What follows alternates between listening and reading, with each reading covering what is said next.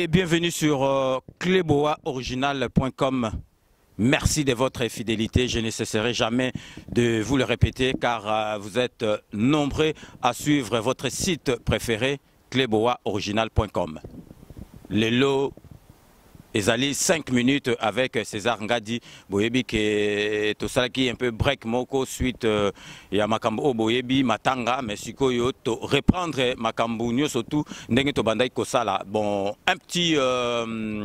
message on a repéré ça. Un petit coucou à Dani Bokombe Tsunami, journaliste sans qui si tout le monde est d'accord na musala oyo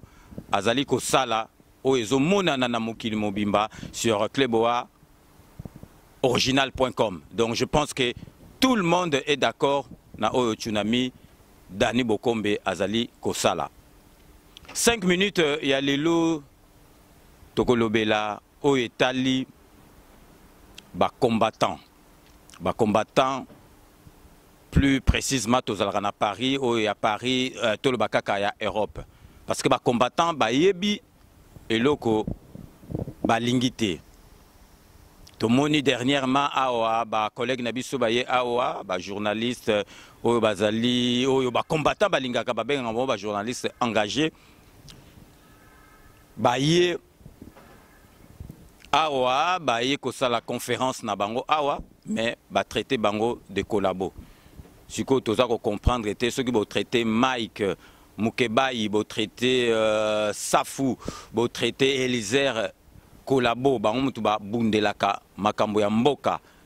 na mboka sur place bazali vont traiter bango de collabo. Maintenant to yebite qui est collabo et qui ne l'est pas. Biso ko to ba benga biso ba collabo sans preuve mais ton dima yango parce que le barabiso toza ba collabo mais so sengi bango preuve ezalaka te. Mais si on a 5 minutes avec César Ngadi boyebi ke to pesaka point de vue na biso te to salaka jugement te to linkaka to yeba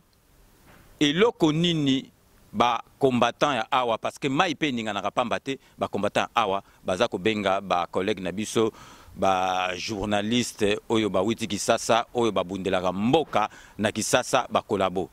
ba msu ba lobi ke non ba billet oyo baza ko yaka nango awa koyaka awa olie bavana na kisasa babuna na kisasa baza koya tout le temps awa baza kozwa mbongo wapi et puis nani azo financer bango parce que comme soko ye poto ba journaliste ba ye poto ba combattant ba lingi ba financement ba misusu ba lobi ke mutu aza kosala makamnyo so wana ezali katumbi mutu aza kosala masolo wana mais tolanda ki Mike yemoko na micro ya Adi Londolé le célèbre journaliste Bokomedie na Dani Bokombe alobaki ezali yango te alobi mutu oyo azo financer yango mais sikoyo ba combattant ceux qui bino bozo traiter batu wana ke ba collabo siko bango mutu ba bundelaka bino na sur place kuna na mboka ba ye awa po basangana na bino bozo benga bango ba collabo ezali po na nini bino mutu bozo landa biso sur cleboaoriginal.com boyebisa biso pourquoi ba combattant baza ko qualifié ba journaliste oyo bazalaka na mboka kuna oyo babundelaka mboka oyo baponake bango baza ba journaliste mais bazali ba journaliste opposant bazobenga bango ba collabo pona kolobake ba combattant bato ebele bazo comprendre te ba combattant balingi nini lelo tomoni dernièrement awa Olivier Chimanga sali nzemboke tolembi kende na yo on habite son habit titre ngo bien ba combattant ba sepeli ba combattant balingaka kaka babiloko boye soki mutu azu risque bango ba sepeli donc to ba ke ndenge Olivier Chimangologie wana petit nanga yemo ayebi ya petit nanga ya masolo kati yemo ayebi soki azu risque ndenge wana boye ba ke aucun soki ça te mais ba combattant ba sepeli ndenge mutu azu risque ndenge wana mais sikoyo au retour sikoyo en retour ba repesa Olivier nini le loso Olivier le bia beta pe ba olinga beta te Olivier ba combattant na kanisi so boza na mémoire bobi ke première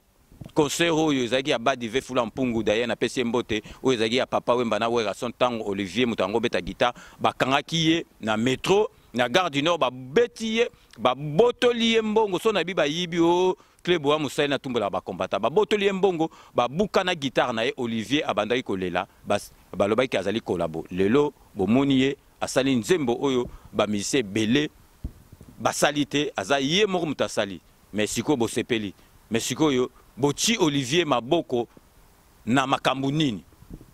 Donc ndenge tolobaka na 5 minutes avec César Ngadi.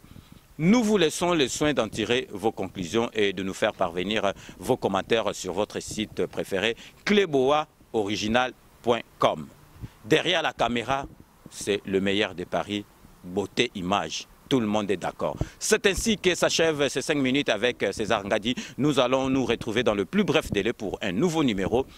D'ici là, portez-vous bien et à très bientôt. N'oubliez pas, tout le monde est d'accord et il en restera ainsi pendant longtemps. Beaucoup vivre en go. À très bientôt.